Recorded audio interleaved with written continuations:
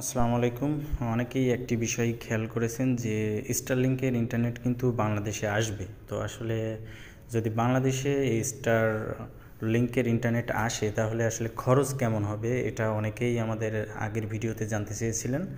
তো সেটার একটা তথ্য আজকে আপনাদের সামনে আমরা হাজির করেছি। দেখেন, স্টারলিংকের ইন্টারনেট এবছরেই বাংলাদেশে চালু হবে, এটা অলরেডি আমরা জেনে গেছি। তো এই যে স্টারলিংকের ইন্টারনেট, এটা যদি আমাদের দেশে চালু হয়, এটার ইন্টারনেটের স্পিড কিন্তু অনেক হবে। আপনারা জানেন যে বাংলাদেশে বর্তমানে যে ইন্টারনেট স্পিড আছে এটার আসলে খুবই কম, এবং এই ইন্টারনেট স্পিড এত কম যে আপনারা যে কোনো কাজ কিন্তু খুব সহজে করতে পারেন না, কারণ ইন্টারনেট স্লো থাকে। আর এই স্টারলিংকের ইন্টারনেট যদি চলে আসে সেক্ষেত্রে দেখা যাচ্ছে অনেক দ্রুত গতিতে যে কোনো কাজ খুব তাড়াতাড়ি করা সম্ভব।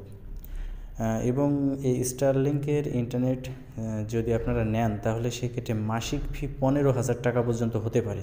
এবং এটা আসলে ইন্টারনেট স্পিডের উপর নির্ভর করবে যে আপনি কত স্পিডের ইন্টারনেট নেবেন বা কী পরিমাণ আপনি নেবেন, সেটার উপরেই আর আসলে নির্ধারণ করবে যে আপনি কত টাকা আপনার মাসিক চার্জ পড়বে। তো আমরা মোটামুটি একটা ধারণা এখানে পেয়েছি, আপনারা হয়তো খেয়াল করছেন যে 15,000 টাকা মাসিক একটা ফি আসতে পারে বলে ধারণা করা হচ্ছে। এবং এই স্টারলিংকের ইন্টারনেট আসলে কিভাবে নিতে হবে এটা আমরা কিছুদিন পরে আপনাদেরকে আরেকটি ভিডিওর মাধ্যমে দেখিয়ে দিব। এখনও পর্যন্ত যেহেতু এটা বাংলাদেশে চালু হয়নি, তো এক্ষেত্রে কিছুক্ষণ আমাদেরকে অপেক্ষা করতে হবে। আর যখনই আসলে বাংলাদেশে চালু হবে সাথে সাথে আমরা একটি ভিডিওর মাধ্যমে আপনাদেরকে দেখিয়ে দিব যে কিভাবে আপনারা এটার জন্য আবেদন করবেন বা কিভাবে এটার বিল পে করবেন। এ টু জেড যত ধরনের তথ্য আসলে প্রয়োজন এই ইন্টারনেট নেওয়ার জন্য আমরা সেটা কিন্তু আপনাদেরকে একটি ভিডিওতে দেখিয়ে দিব। তো অনেকেই আমাদের আগের একটি ভিডিওতে কমেন্টস করেছিলেন যে স্টারলিংকের ইন্টারনেট কত টাকা লাগবে নিতে।